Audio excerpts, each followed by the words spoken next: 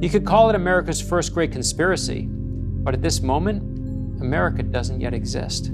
Brad Meltzer is entertaining and inspiring. His latest is a thriller about a secret plot to kill George Washington. But here's the kicker: it's nonfiction. It started with a footnote Meltzer noticed almost a decade ago and just couldn't let go. And I was like, is that real? Is that nonsense on the internet? What is it? 5 years went by, I'm still thinking of this thing. I'd find myself, just checking it out, seeing what's about. And when 5 years go by and you have an idea, it means it's time to do the idea. But it wasn't that easy. After all, it was a secret plot that Washington eventually discovers and hangs one of the co-conspirators in front of a large crowd to send a message. But that happens just days before the biggest day in our nation's history, July 4th, 1776. Talk about getting overshadowed. Experts warned Meltzer it would be a tough book to write. He and co-author Josh Mensch's research was only that until a certain discovery. When we got that, I was like, okay, the whole thing kind of cracked open. That pivotal information, plus the lessons learned from reading these pages to one of his biggest fans, George H.W. Bush. To be able to read about the first president to, at that point, the oldest living president, was humbling. Next, in this enlightening first-person one-on-one with Brad Meltzer. Brad Meltzer, welcome to St. Louis. Thank you for having me. It's freezing today. But you have your coat now. I got my coat. I'm on book tour. I came from Florida. I forgot my coat. Put it on social media, and every person in every airport is like, hey, dummy, did you get your coat now? Well, we're in the Olin Library, which on Washington University's campus, which is fitting. I mean, there's a statue of George Washington outside this building. I felt like I had to come here no matter what, just to keep the theme of the book going. We're happy to have you here in a very fitting place to talk about your book, The First Conspiracy, which, something like that happened in 1776. You think, by now we've learned it all. We've heard it all. No. Yeah, and there's always a good news story. That's the best part of history. And that's how it was for me with this book. But I loved the story. And I said, I need to tell this story. I was so obsessed with it. So when you started on this journey, you had authors saying, this is going to be a hard one. I don't know if you want to, because a lot of it was secret. Right. It's not something that we've really read about in anything that's modern. And I went to Pulitzer Prize-winning author Joseph Ellis, who wrote one of the great Washington biographies. And I said to him, do you know this story? What do you think? And he said, this is a story about Washington's spies. And he said, right now you can find exactly how many slaves George Washington owned. You'll never find all his spies. He said, by its nature, what you're going to be searching for, Brad, will forever be elusive. And he said, but you got to try. Because if it works, you get a book out of it. If not, you have an adventure. And I love having an adventure. So I had to go try this. And the first thing I did is I called the executive producer from our television show, is documentarian Josh Mensch. And he and I, working with the History Channel, found the 9/11 flag that the firefighters raised at Ground Zero. We went searching for it. His researching skills were so incredible. And I just said, you ready to go down the rabbit hole? Because I want to go take a look at George Washington. And so at any point during that, did you say, this has been a great adventure? I don't think we got a book here. Or was there a piece of information that you're like, okay, yeah, now the we can one, do it? in the beginning, I was like, I don't know if we're going to find anything, because it was something that I'd never heard about, and it was clearly so kind of buried. And the key breakthrough for me is when we found, well, one of the things that George Washington did is he started a secret committee to look at this plot. And he put John Jay in charge of it, who became the first Supreme Court justice. But at this time, he's just working for George Washington in this small committee.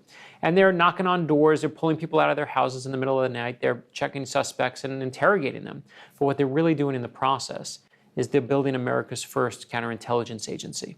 And to this day, in Virginia, in Langley, at CIA headquarters, there's a room dedicated to John Jay, the founding father, they call him, of counterintelligence. And the breakthrough came when we found the transcripts of the secret committee's tribunal. And this was the key moment, right? Because George Washington doesn't write about it. He barely says a word about it. On the day that he hanged the man in front of 20,000 people, barely mentions it. If I murdered someone in front of 20,000 people, I'd be like, dear diary, had a bad day, right? George Washington plays his cards so close to the vest, barely says a word. But John Jay and the secret committee, when they tried this man, there were witnesses called, there were people brought to testify, sworn under oath, and thankfully, there was someone writing a full transcript. And when we got that, I was like, okay, the whole thing kind of cracked open. And that information you found where? It was, the funny thing is it's not in the regular court system because it was a quiet one. So it was in the New York Provincial Congress records.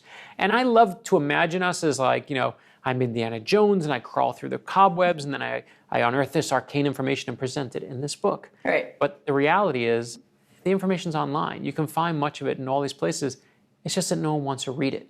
We just took the time to actually read it. And there's great stories out there. Oh, it's so interesting. It's a great book in that you know what happens, obviously. We all know what happened with history, but you read it with anticipation of wondering how it all happens, right? And there's things you just never would ever know. Like one of the things that I loved is finding out that George Washington had his own personal bodyguards and that he went to all of his top officers and he said, give me your 4 best men. He wanted what they call drilled men, the best of the absolute best. And one of the things he did is he personally, George Washington himself, narrowed down to about 50 men. Like these were the inner circle. These were the ones he trusted, the best of the very best. And they were called the General's Guard. They were called the Commander's Guard. But the name that stuck, well, they called them the Lifeguards, because one of the things they watched was George Washington's life. They were literally the guards of his life. And these were the men who turned on George Washington. And I don't care how strong a general you are. I don't care that you're the first president. That's a moment that's devastating for George Washington. And none of us know that story. And you better believe I was like, this is going in the book too. It really makes you realize, when you learn about history in school, it's like the Revolutionary War, yeah, it was tough, but we won. But this takes it to the nth level where you realize, oh my gosh, all the obstacles that George Washington had to kind of surmount to get to where we could win a war against this powerhouse, Great Britain. Yeah, and what we do with our heroes today is we dip them in granite, we build statues of them, right? And we do them no good service when we do that. We forget that they're human beings. Right. And anyone you look up to, whether it's George Washington, whether it's Rosa Parks, whether it's Dr. King, whether it's someone in your own family that you say, that's my hero, they had moments where they were scared and they were terrified. They had moments where they didn't think they could go on, but they kept going.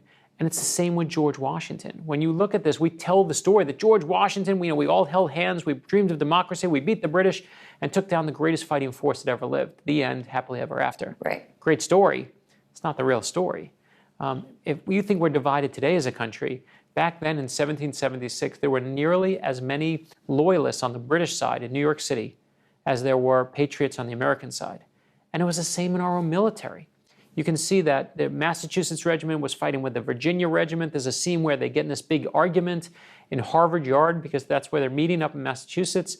And George Washington comes racing in. The big fight's going on, jumps off his horse, grabs 2 of the guys, and he's shaking them, basically saying, what are you fighting with each other? We're on the same team.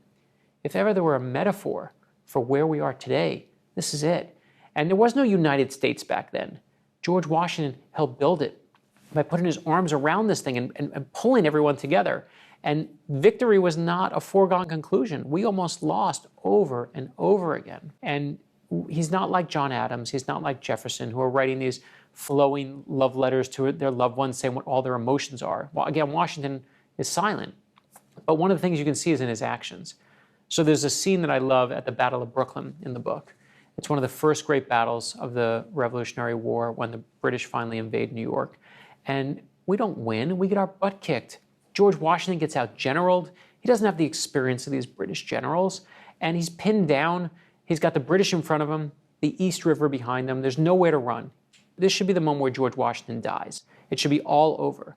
And instead, George Washington does the best thing he always does. He adapts. He improvises. He plans a daring escape in the middle of the night. They commandeer every boat that's along the East River. And slowly, one by one, he puts his men aboard this boat. But here is the key moment, is George Washington won't get in any of the boats until he makes sure that all of his men, even the lowest ranking ones, are in those boats first. And they see that he's risking his life for theirs. And that's what leadership is. Leadership isn't about being in charge. It's about taking care of those in your charge. And those are the kinds of leaders we need today. Those ones that pull us together, like George Washington, with humility, not with, screaming and yelling and pointing to themselves. Remember when humility was a great American value? To me, with George Washington, that's what we have to demand to get back again. You talk about leaders and what we have, and one of the leaders that you became quite close with was George H.W. Bush. And this book, you actually had the occasion to read it to him, is that right? Yeah, so I got a fan letter years ago from President George H.W. Bush, and we became really dear friends. I went and we did a lot of work with literacy with the Barbara Bush Foundation for Family Literacy. And when she passed away, we wanted to honor her work with literacy because she believed you have to teach everyone to read. You teach not just kids, but adults, immigrants, people who can't speak English. That's how you unlock the American dream. So we were honoring in Kennebunkport, Maine, a few months back, honoring Mrs. Bush. And at this point, we know that President Bush is really sick. I know what's coming. I know he's going to die. And they said to me that they were bringing in some of his favorite authors to read to him. So they said, would you like to read to him? I said, I'd be honored, of course. And we go to Kennebunkport to his house. And then he has, obviously, an office that's connected to it, a couple doors down. And this is it, right? It's my wife and myself. It's President Bush and his service dog, Sully, Secret Service leave. And we know this is the end.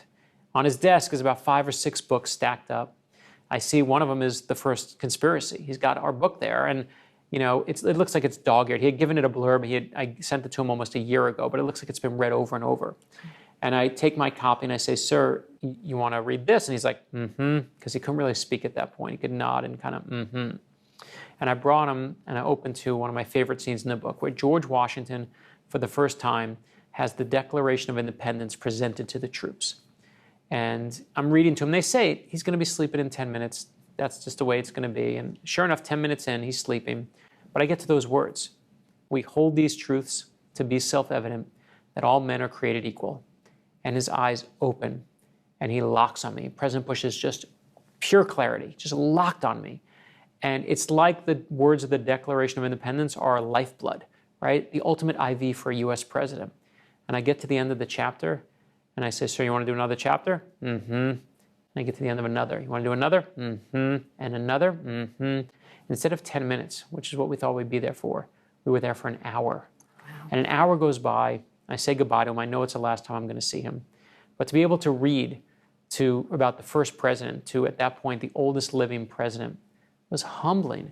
And when he died, what struck me so much is that people used one word over and over in their tributes, which was decency. Decency. And yes, it's because he's a decent man, but it's also because I think as a country and a culture, we're starving for decency right now. I want to get back to those hard workers, to those people who are humble and who are modest. That is truly what brought this country up and what made us our best. And I think that George Washington is the perfect example of how we get back there.